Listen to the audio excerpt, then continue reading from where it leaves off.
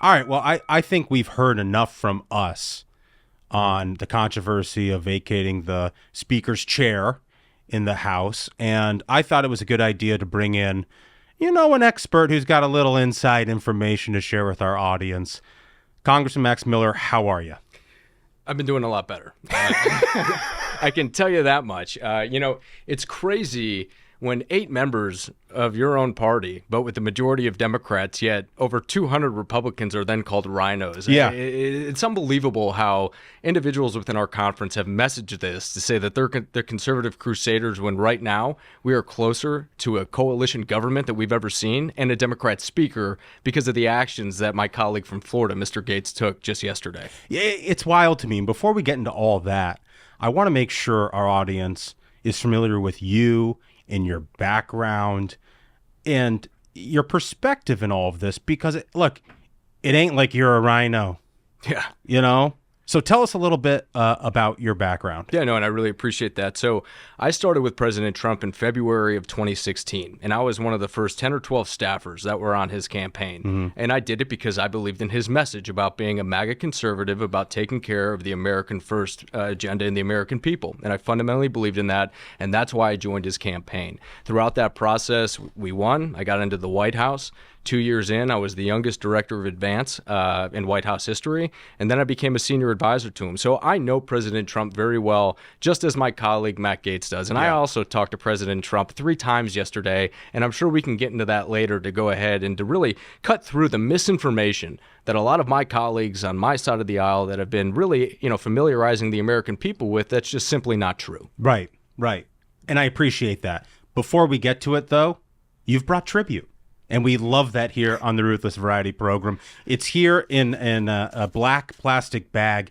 I got to see what it is. Well, look, I tried to make it as cryptic as possible. And then, look, you bring in a black plastic bag. No one knows what you're going to bring in here. But so I got to tell you, it's my honor to unveil this or unfurl it. So let's go ahead. Yeah, let's do it. It's a little bit different from what you guys usually get here. But I thought this was only fitting. So what I did is I brought 8 Four Locos for the 8 craziest Republicans in the Republican Party who decide to vote with Democrats in order to oust the Speaker of the United States of Representatives, so they can all get a little bit crazy. And right now, if you'll join me, I'll crack open a sip of one of these bad boys and we can pay tribute to the 8 who screwed over the entire government and the Republican Party. I gotta say, dude, this is the most unique offer of tribute we've ever seen in the Ruthless Variety Program. I mean, this is incredible. Well, 8 for 8 there. Watermelon Four Loko, 12% alcohol by volume. Well, don't mind if I do. Here we go. Fruit punch it is. What'd you go with? Yeah, this is the watermelon. Better choice. I'm probably going to pay for this later. Here we go. I'm a little concerned about the sugar. Here, let's cheers that. Oh, yeah, no, same. Yeah, thank you. Whew. Yeah, it tastes just as awful as the way that I felt yesterday when 8 of our Republicans betrayed us. So take us all there. You're there. This is all going down. There's going to be the vote, to vacate the Speaker's chair. What's going through your mind? What sort of conversations are you having with, your colleagues on the floor? Yeah, I mean, we've talked to a wide range of people, and I'm new in Congress. I'm a freshman. I did work in the White House and know a little bit about this city, but not enough. And so when I look at everything that the Group of 8 has done to Speaker McCarthy, what more did they want? We just put forward the most conservative 30-day stopgap bill tied to H.R. 2, which would have secured our southern border to actually give it to the Senate, stick them with it, and to put Biden in a bad position. And 21 Republicans sunk that piece of legislation. I mean, this is exactly what has been happening. They want nothing more than chaos. Yeah. I had the opportunity to talk to Matt. And yesterday when he was on the House floor, and as he continuously talked about how we're $33 trillion in debt, I agree with him. This country spent too much money, from Republican presidents to Democrat presidents. No doubt we have failed the American people when it comes to our pocketbook. But if you're really serious about cutting where we are, then you're going to go ahead and have to talk about things that nobody wants to talk about, which is Medicaid, Medicare, and Social Security that make up 76% of the mandatory spending budget. Because I don't remember a time, and I'll wrap, that we've ever saved our national debt by messing around with discretionary spending. Never. Dude, and I'm just so glad you said that, because I think it's the fundamentally fraudulent part of this entire debate. And I feel like so many people in conservative media have fallen victim to this as well.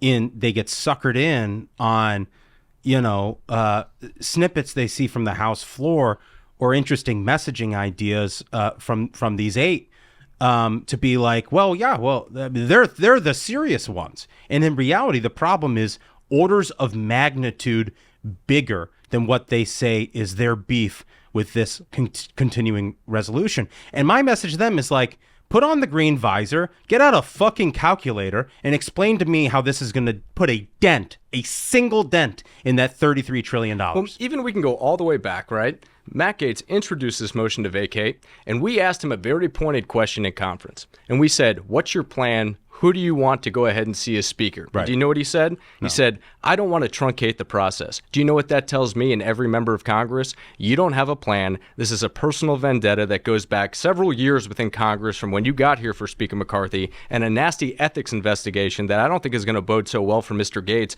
There's a lot more of this that's in it for him. And the sad thing is, I really hope the American people see that right now, because of his actions, we're closer to a Democrat speaker. The southern border's wide open. Can't do a darn thing about it. The economy is going to be in shambles. And I thought people like the eight would have learned their lesson last time we shut the government down under the Trump administration when we got nothing. What are we going to get out of this? And I don't even know what they're asking for. Yeah. Gosh, it's just got to be so frustrating to be there right now. I mean, look, I'm a pragmatic individual, and it's funny to be called a rhino, right? And right. Being with a Trump from the very beginning to the very end, and still speaking with him yesterday 3 times. And I would also point out for our listeners, like, you're a guy like us from the Midwest.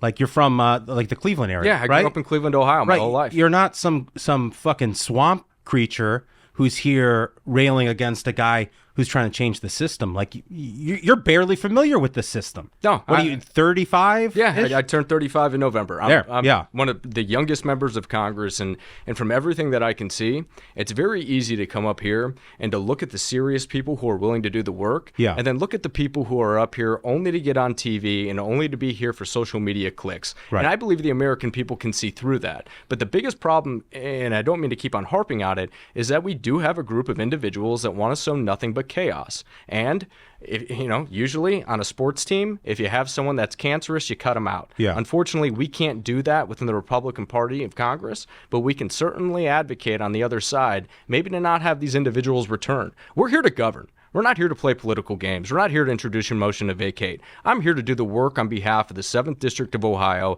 and these political stunts, and that's all that they are going to gum up Congress and actually work for the American people. It's pathetic. It's so upsetting to me. And Donald Trump said as much, right? Like, he put out a statement as all this was going down on the floor. And, you can certainly criticize Donald Trump for the spending that happened under his administration. And, I've done it as well. And I think he's been sort of hypocritical on some of this stuff when it comes to saying, we're going to default on the debt ceiling and all of that. Because he didn't do that when he was president, when he had the responsibility to govern as president of the United States. But his message is simple. With all that is going on, with Joe Biden, with an open border, with inflation out of control, UAW strike, and we're fighting amongst ourselves on a motion to vacate the speaker. It's like Allen Iverson. It's like, you're talking about practice. And do you want to know what's funny about this? So, I said it earlier, and this isn't going to be, and I want to make sure my language is appropriate. Oh, it doesn't have to be here. But this isn't a dick measuring contest between me and Matt Gaetz. But what I can tell you is I have just as good a relationship with the president as he does. And I spoke with the president 3 times yesterday. And do you know what I can tell you? When I got off the phone with him and I said, I will go down to speak on behalf of Speaker McCarthy, and I am going to say that the MAGA conservatives still stand behind Speaker McCarthy. I just got off the phone with President Donald John Trump. That should tell every conservative what they need to know. Yeah. Right? That is the misinformation. Matt Gaetz talks to President Trump just like many other people do, except he always paints it in broad strokes. Do you want to know why? Because he always wants to keep you guessing. He keeps you guessing because that's the way that he can control the media narrative and for the media to go ahead and defeat into the literal and nefarious actions that he does. Because that benefits the media. Absolutely. Right? Like, they don't want us to win. No, not at all. So it's one of those situations we call in the media, and for our listeners, this is something you'll see quite frequently, is the media wants a storyline that's going to reinforce their preconceived notion of the way that politics works. So if somebody like Matt Gaetz goes in there and sort of intimates that this is President Trump's opinion of the situation, it's what we call too good to check. Well, they're not going to try to figure it out, right, because they would rather feed into the chaos that's happening in D.C. All this guy does is he will take a true social with no context, put it on his Twitter, and then cloak himself under the cloak of MAGA. And I want to make something clear. I am all about President Donald J. Trump. I've supported him. I've worked for the man for 6 years. I believe in President Trump for a couple of reasons. One, his policy. Two, his vision. And three, that he was a disruptor. I liked all three of those things because they happen to work well for the country. Matt Gaetz only likes President Donald J. Trump because that's the closest to power that he will ever get. That is his problem. He has no plan. He has no vision. That's why he introduced this motion without a replacement, and he wants pure and utter chaos. I mean, he is literally the biggest ally the Democrat Party has, and I really hope Republicans across the entire conference and this country realize the recklessness that he just put us in because of Matt Gaetz. Yeah. And you know this, I'm going to swallow too many buses at the end of this Congress or at the end of this fiscal year because he just gummed up the 45-day CR to get through the appropriations process. So help our listeners understand that component here, because that's what's sort of lost in all of this is the negotiating power that the Republican conference had in the House. Paint us a picture of what the rest of the year looks like for Republicans now. I wish I could tell you. I mean, right now, we need to find a speaker and we need to coalesce and put together an agenda. And my biggest concern from a lot of my colleagues from the spectrum of our conference is that Matt Gaetz has now eaten up almost 6 days of the 45-day CR or stopgap measure that we put in place to finish the appropriations process. We wanted to do that to show the American people for the first time in this country's history how your tax dollars are being spent so that you can have open debate and dialogue on the House floor to actually see what's going on instead of cramming omnibuses or too many buses down our throats to the appropriations packages. And furthermore than that, Kevin McCarthy is the first speaker to do that in several decades, and actually in order to try to push that through, with 70% of the discretionary appropriations already passed, Chuck Schumer isn't doing his job of picking it up. Yeah. I mean, if a lot of Republicans want to be frustrated, look to the Senate for not picking up all the conservative legislation that we've passed and have passed more than the first 2 years of a lot of other Republican administrations previously. Yeah. It is frustrating when you control one chamber in a third of government and you don't get everything you want all the time. And like in periods of time like that, it's all the more important that the conference is unified around one single agenda. My concern here is you end up just with a Groundhog Day situation where we just sort of replay this over the course of the next to the end of the year with this infighting that doesn't accomplish anything. Well, you've got to change conference rules. And that is one of the first things. So if someone is calling me right now and they're saying, hey, Representative Miller, we would like your support for Speaker, and a few people already have, I have told them this. I have said that I want the motion to vacate back up to a majority of a majority at 112. I've told them that I want to repopulate the steering committee because I believe deference was given to individuals who were negotiated something to support Kevin in order to get a committee spot, which helps their trajectory in Congress. I believe they should be removed from those committees to restore order. And I believe we need someone who is not going to tolerate the 8 to 21 to upend what we are doing. I mean, the debt ceiling, whether people out there think it's a winner or not, it's a win. When you have 175 environmentalist activist groups come out against you because of the NEPA reforms that you codified for the permitting process for oil and natural gas. Know me by my enemies. Right. That's a win. Social work requirements. When's the last time we were able to re-implement that? A border package that we actually got passed? Speaker McCarthy's getting a bad rap for no reason over a personal vendetta, but a way forward here is that there's a lot of options on the table. Steve Scalise has thrown his name into the ring. I believe that Whip Emmer is supporting Scalise, in that fashion. you also have Kevin Hearn, who's thrown his hat into the ring, and as well as a delegation member of mine, Jim Jordan, who's out there. And I believe that there's a dark horse. And I believe that dark horse, and he's going to just rip my face off for saying this, so God bless me, Patrick McHenry.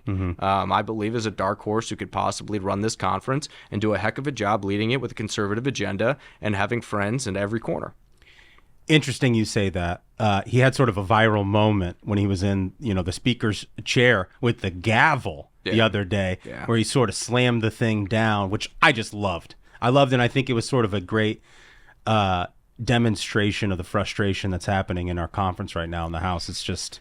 Well, if you're Patrick, and I know you know Patrick, I mean, how would you ever want to receive that job in the way that he did just received it by one of his best friends in Congress? Yeah. I mean, that has to be one of the most gut-wrenching things, that where you're appointed to a position, but one of your best friends has to take a back seat, and there's no way out. I loved his frustration. I think he's a great leader. I think he can do a great job with the conference, and I think people should keep on mentioning his name because he can take us to greater heights, and I believe that we can still move on with our conservative agenda. Make no mistake, we're not done in Congress. We're still fighting. I mean, this is a wrinkle that we didn't expect to happen, but it doesn't deter somebody like me. I mean, we're here every single day, and if it was up to me, I would keep us here, and I would start voting for a speaker right now. So what do you think the timeline will be on all of this? I think the timeline is going to be that Tuesday we'll meet in conference. It's my hope that we will go over conference rules again before we vote on new leadership altogether, because that's what's going to happen.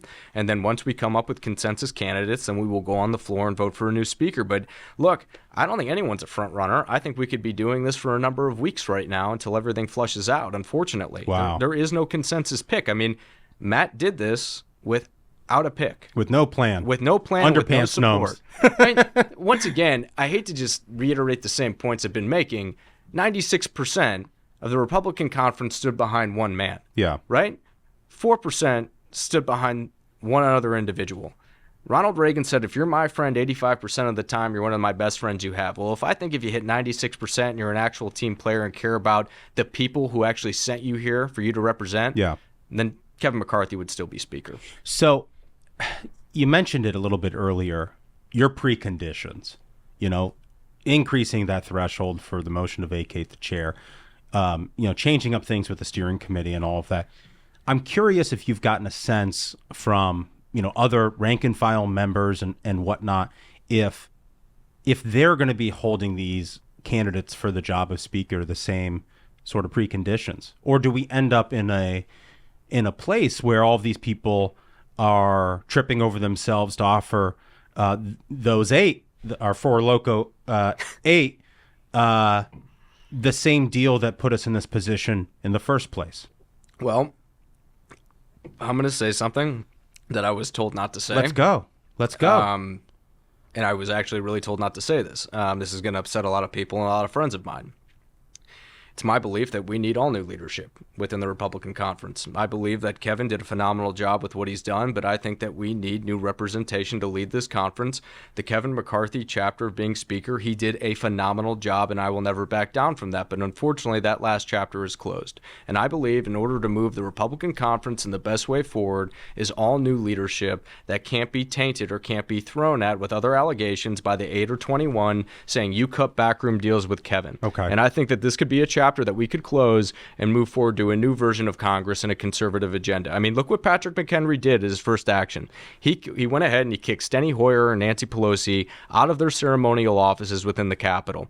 Right away, he's taking the right conservative actions to set him up for a great coalition in order to run a great conservative Congress. I want to see that agenda. He's somebody who I trust, and I believe that we can still achieve the incremental wins we've been achieving throughout this Congress. Right. But no one wants to give us any credit. That's the craziest part of the whole thing is we've put fucking W's on the board and everybody's bitching. Yeah, do you want to know why everyone's bitching, and do you want to know how many W's we put on the board? Because people within our own Republican Party put targets on the backs of people like me and make it harder for me to do my jobs when I go home.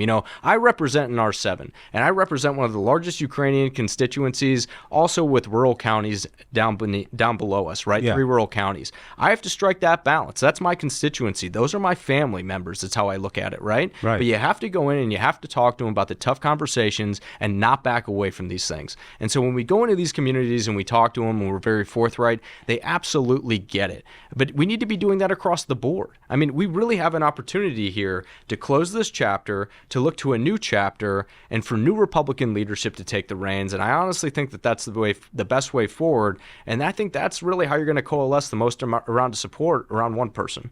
Interesting. It's very interesting. Okay, so... Oh, I know that's going to get me in hot trouble there. Oh, well, that's what we do here on the show. That's I know. part of the I was reason specifically told not to give my true thoughts on that topic, but I got to tell you I something. think I think right now is the time for everybody to lay their cards on the table. Well, here's the thing. Look, I don't have a filter, but the way that I look at this is we did a phenomenal job with the leadership we have in place, and they did a phenomenal job all supporting Kevin McCarthy. My concern is with the 8 or 21 that we still have with they're always going to find a way. And they're always going to find a way to say something about poor Tom, poor Elise, poor Guy, you name it. They're always going to have a dig at them saying, you worked with Kevin to screw us over. I think it's the only way that we can move beyond this and to actually get real work done and not play stupid political games like what these guys are doing. Yeah, it's interesting. That's upsetting. Yeah. So I can't get you out of here because you spent so much time with Donald Trump and, director of Advance, which guy did some incredible events. Hats off to you, pal. Thank you. And the whole, team that did all that stuff. That Daytona racetrack when the Beast went around for the first time, Daytona 500 in history. I'm not going to do a little bit of bragging. May have been your boy right here. All right? So, no, very proud of that moment. I got to ask you, in all your time, doing that job, what's your favorite Trump story? Well, I can go with a funny one, or I can go with a more serious one that I think a lot of people wouldn't expect. Okay. So why don't we do that one? Okay. So I'm sitting in a meeting in the Oval Office dining room, and we're going over the different trips that he's taking, work with the White House Military Office and Secret Service and working everything out and drop dates. Then all of a sudden, the cabinet secretary walks in. And so immediately, I'm pushing back my seat. I'm like, hey, boss, I'm out of here. Good to see you. Right. And he's like, where are you going? And I'm like, I got to get all this work done. We've got all these trips I got to plan. If I don't do this, I'll be here till 2 a.m. And he's like, don't worry. Okay, just take that seat right there. So I took the seat. This is a really good Trump, by the way. You're pretty good at it. I'm playing with fire a bit, but I love the guy. He loves me. We're going to be okay. So, and so I sit through this meeting, right? 45 minutes goes by with President Trump. So the cabinet secretary leaves. I'm still trying to get out of there because I've got my own work to do. It's going to keep me there till forever. And he looks at me again and he's like, where are you going? Okay, just take that seat. And so I take the seat. And do you want to know what he did? For the next 30 minutes, and he looked at me and he said, for the next 30 minutes out of my day as the President of the United States, I'm going to take down and go over every decision that I just made for the country with this one individual. And I just sat back and I said, why? And he said, because I trust you, you're loyal, and I want to impart everything that I can onto you because I think you have potential. And that was one of the coolest moments. And that's something about Donald Trump that you don't hear a lot about. But that is the man that I worked with. And look, I stuck with him for 6 years. There's a reason why I stuck with him for 6 years. It may be because I'm missing part of my brain and I'm crazy, or it's because I really enjoyed the job and working for a great man who treated me very well. There are some funny stories. We were in India. He looked at me and he said, what do you think we should play? Okay. And I was like, dude. Played like music? Yeah. I was like, I got no idea what you should. And he looked at me and he's like, it's got to be the YMCA. And I'm like, Mr. President, the YMCA, we're in India with, 500,000 Indians. Do you think they know what the YMCA is? And he looked at me and he's like, everyone knows, okay. So I'll never forget the guy walks on stage with Prime Minister Modi. And then all of a sudden, President Donald John Trump is walking out to YMCA, and all you see is 500,000 Indians, YMCA.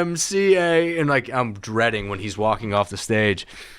And he looks at me and he's like, I told you so, okay. He just completely owned it. And then he said something else I can't repeat. But, he was a great guy. He took good care of us and so many great stories. But I guess one of the scariest ones was North Korea when we went over there for 6 hours to negotiate with them, which was wild. They picked us up at the DMZ. We drove 45 minutes in country with just a couple of us negotiating the historic meet between President Trump and Kim Jong-un over the DMZ. Just wild times. Yeah. That is wild. Yeah. What an experience, though. It's been absolutely tremendous. Although I'll tell you one thing. If you were to ask me, because people made the Trump White House seeming extremely chaotic, right? It's nothing compared to Congress. Yeah. Not even close. Right. So, yeah. Okay. We always have 3 questions here on the Ruthless Variety program that we ask all of our guests. We can't get you out of here without answering these questions. The first one, if you could plan your last meal on Earth, what would it be? Super easy. I'd go with a New York strip Pittsburgh rare with a side of béarnaise and some Brussels sprouts. Nice. Oh, yeah. No starch, just the Brussels sprouts. Yeah, I'm trying to slim down. I gotta Yeah, but it's your last meal. Last meal, fine. You know what we'll do? Some potatoes au gratin and some lobster mac and cheese. There we go. Right. Now we're talking. We'll fill it in. Now we're talking. Yeah. All right, so, blue sky, you never got involved in politics. You didn't work for President Trump, and you didn't get into Congress. What would you have done with your life? Without question, I would be working with my father, who owns a small hat manufacturing company in Cleveland, Ohio. He gets government contracts for CBP. He actually makes some caps that are in the Capitol right now. Wow, really? He started this business in 1984. He's one of the very few last American hat manufacturers that are all built, sewn, and assembled within the United States. And my brother works there right now, and it's actually, he's the smart one. He went in to actually make a good money and be an entrepreneur. But we're doing this for the people. That being said, that's what I would have done, and I would have been just as happy doing that as anything else. Yeah, is that in? It's in Cleveland and Shaker. You're from Shaker Heights, right? I am from Shaker. I live in Rocky River, but my father's company is actually downtown Cleveland, right on 30th and Carnegie. Very cool. Yeah, it's right by the Progressive Stadium, so it's really cool. Man, that's awesome. Yeah. Okay, now this is the important one. It's sort of a psychological question. Oh boy. Everybody who's successful, we think, in life or in business or in politics, is motivated by one of 2 things: the thrill of victory or the agony of defeat. Nobody likes losing. Everybody loves winning. But it's what drives you to succeed as an individual. Agony of defeat. He doesn't even need the full thing. Yeah, you don't even need to go through the spiel. I love the show. I'm 1,000% a minion. Here's the deal. The way that I'm wired is that I will work as hard as I possibly can, never to lose. Yeah. No one will ever outwork me. I mean, that's what I pride myself on being a Marine, and through my work ethic within, the public sector and throughout my entire life, is that I may never be the smartest guy in the room, but I promise you something. Do you feel like it's a Midwest thing? I think it's also sort of a Midwest thing. I do. It's a work ethic thing. Yeah. And do you want to know? I want to tell you a quick story why agony of defeat. So when I was younger, my father, if I ever wanted anything in life, when I was 6 years old, we'd go into a CVS, or back then it was a Rite Aid or a Revco, and he would say, "Hey, Max, do you want that Hot Wheels car?" And I'd look at him and I'd say, "Yeah, Pop, I'd love it." And he said, "Okay, do you know what you need to do in order to earn that Hot Wheels car?" What he would do is he would give me the option to drive me down to his work on 30th and Carnegie at 6 years old to take a punch card, to punch in for 30 minutes and to punch out, to show me the value of $1. So to answer your question, yes, it's a Midwest thing. Yes, it's a work ethic thing. Yeah. That's how we were raised. So yeah. Absolutely. Man, that's awesome. That is an incredible answer, man. Yeah, well, thank you. I appreciate it. It's true. So, yeah. If people want to follow along with what you're doing, they want to help you out, where do they go? Yeah. On Twitter, I'm at Max Miller OH. And on Twitter, I'm also at Rep Max Miller. And then any social media is our campaign would be votemaxmiller.com. And then it would be max.house.miller.gov for our official side. But, everything that we've been seeing all together, I know it's been a choppy couple weeks, but there's one thing that I know, and that this is the United States of America, and real patriots like you and I and everyone in this room don't back down from the chaos that we see ahead of us. We don't think that maybe there's a lot of opportunity ahead, but we need to come together as a country and to repair this, and we need to get these guys in our conference to come together in a very just simple, pragmatic way to say, here's how we can have incremental wins and get Donald Trump back in 2024 or a Republican president. I'm obviously supporting Trump. That being said, my concern is what Gates has done, and I don't want to keep on tying it back to him, but he's going to cost us the majority. He could possibly cost us the Senate that we won't get back in 10 years and the presidency from Joe Biden, who can barely manage to get himself up in the morning. And so when we talk about all of these issues, they're incredibly serious, and it just pains me, and it actually is really sad and deflating that we have a member of our party and a few of them that would vote with more Democrats to oust the Republican speaker. I mean, it's just troubling. I felt pretty bad about the whole thing, but this conversation with you makes me feel a little bit better. Oh, dude. It feels like with folks like you in Congress who are fighting for this stuff, that there is a silver lining to all of this, that we have a way through it all. Oh, without question. What everyone should remember at every step of the way, we're the United States of America. I understand Joe Biden's our president. I understand he makes us look weak on the national stage. But I can tell you as a United States Marine that if we ever needed to go anywhere, that we would bring the boom. And we still are the world's largest superpower. Never forget that. What we're trying to do is to make sure that we are still the world's largest superpower and to make sure Biden doesn't take that down like he's doing with our economy, our border, supply chains, and everything else that he's touched. He's the opposite of King Midas. Yeah. Everything he touches turns to shit, and it sucks. So, yeah. Congressman, thank you so much for coming on today. No, thank you guys. And please enjoy the Four Locos for my crazy colleagues. I'm going to keep on sipping this one. I hope you guys have a great day.